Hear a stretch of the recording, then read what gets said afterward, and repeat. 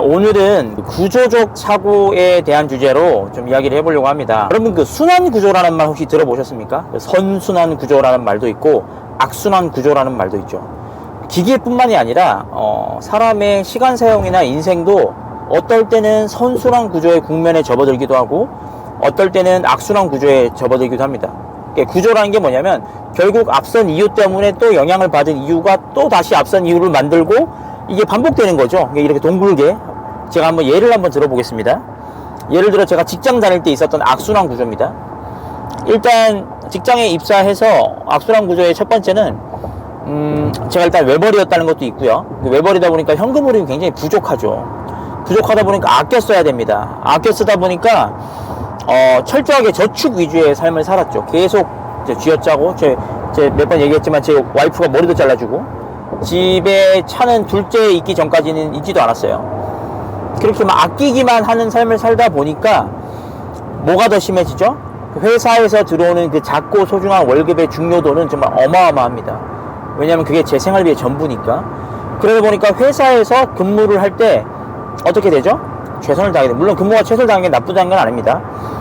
그냥 최선을 다하는 것 뿐만이 아니라 근무 외 시간에까지도 최선을 다해야 돼요. 왜냐하면 어쨌든 그 안에서 생존하려고 그러면 야근도 오래 해야 되고 시간적 자유를 희생해 가면서 더 매달리게 되는 거죠. 회사의 일에 대해서.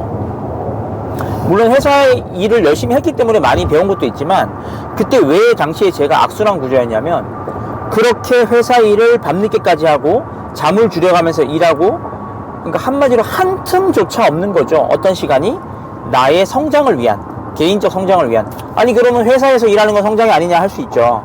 근데 그거는 어떻게 보면은 해야 될 일을 하는 걸 두고 저는 뭐라고 부르냐면 행정과업이라 부릅니다. 회사도 마찬가지일 거예요. 여러분들한테 예를 들어서 뭐 영업부한테는 영업하세요, 디자이너한테는 디자인하세요 그러면서 그 일만 시키는 게 아니죠. 뭘 시키죠? 프로젝트성 과업을 반드시 제목을 줍니다. 이걸 해결하세요.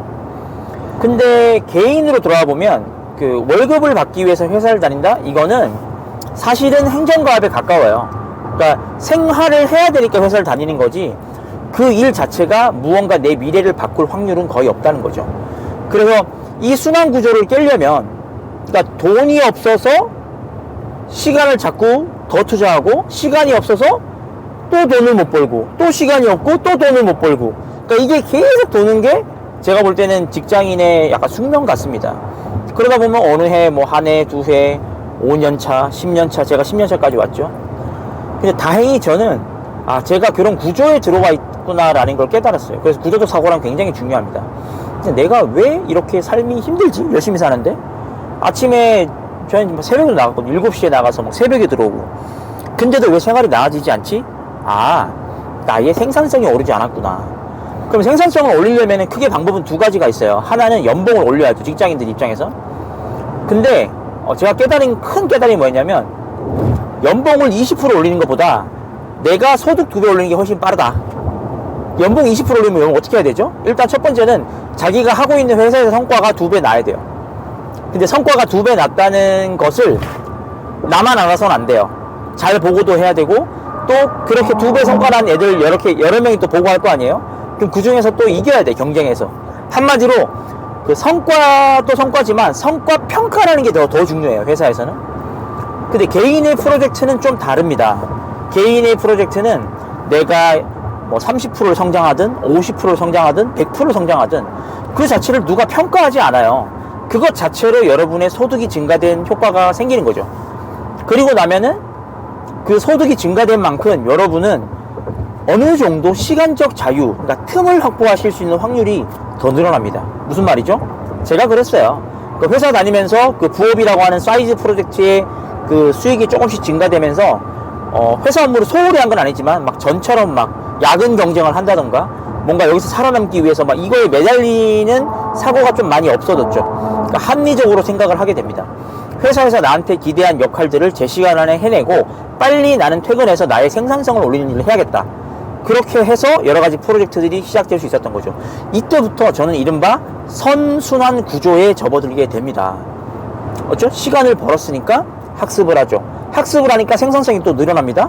생산성이 늘어나니까 돈이 더 들어오죠. 그럼 돈이 더 들어오면 시간이 또 벌립니다.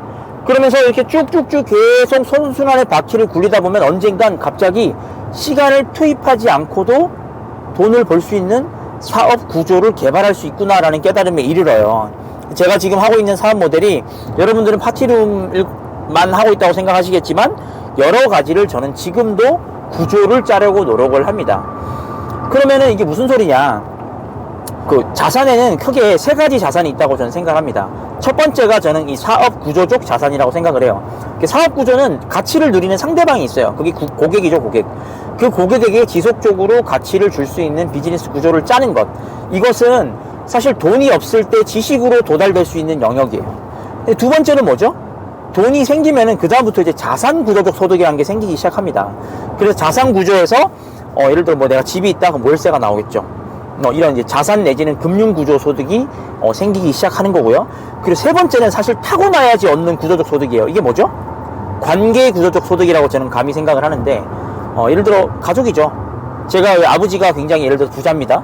예를 들어 뭐 저희 집안 자체가 부자예요. 이런 분들은 날 때부터 관계 구조에서 돈이 들어와요. 이유 없이.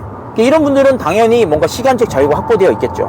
그럼 이 세 가지 중에서 우리가 돈이 없는 사람이 갈 수 있는 유일한 길은 뭐냐? 저는 이 사업 구조적 소득이라고 봅니다. 근데 젊은 사람들이 이거를 패스하고 자산 구조적 소득을 누리고 싶어 해요. 그래서 무리하게 레버리지를 쓰고 무리한 결정들을 참 많이 합니다. 근데 다행히 이런 도박 같은 베팅이 성공하면 다행인데 실패를 하게 되면은 이게 약간 도박 같은 베팅이죠. 그래서 그런 경우가 요즘 많죠. 뭐 역전세 나가지고 막 깡통 전세 되는 경우도 많고, 그런 뭔가 갭투기를 하시는 분들이 대부분 요즘 젊은 사람들이잖아요. 저는 이게 첫 번째 과정을 제끼려고 했기 때문이라고 봅니다.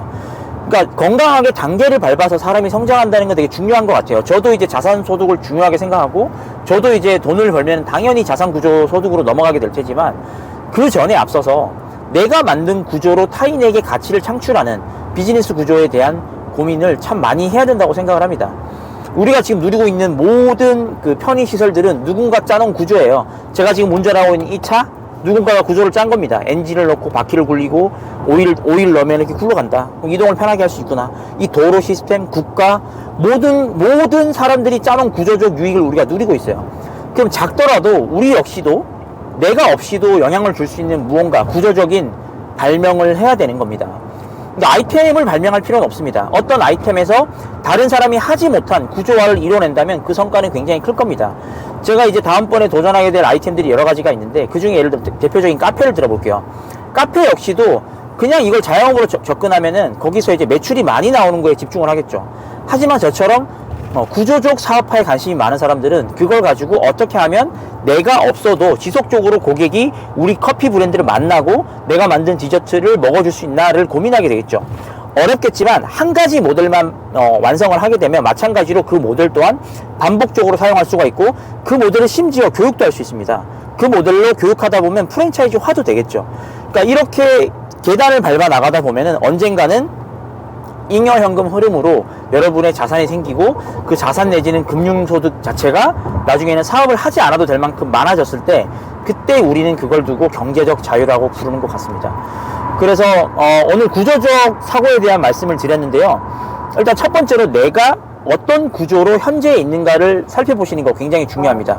직장인이라면 내가 어떤 구조로 지금 내가 선순환 국면에 있는지 악순환 국면에 있는지, 그리고 만약에 내가 자영업자라면 내가 선순환 국면에 있는지, 앞으로도 계속 내가 시간을 계속 쓰면서 계속 성장하지 못하고 정체될 악순환 구조인지, 아니면은 내가 시간을 점점 더 늘려서 확보해 나가면서 소득도 같이 늘어나는 그런 선순환 구조에 갈 수 있는지, 그것들을 잘 한번 진단해 보시고 구조적 사고에 대해서 학습을 하시면 어떨까 합니다. 그리고 구조적 사고에 대한 학습에 대해서 몇 가지 추천책을 좀 알려드리자면요.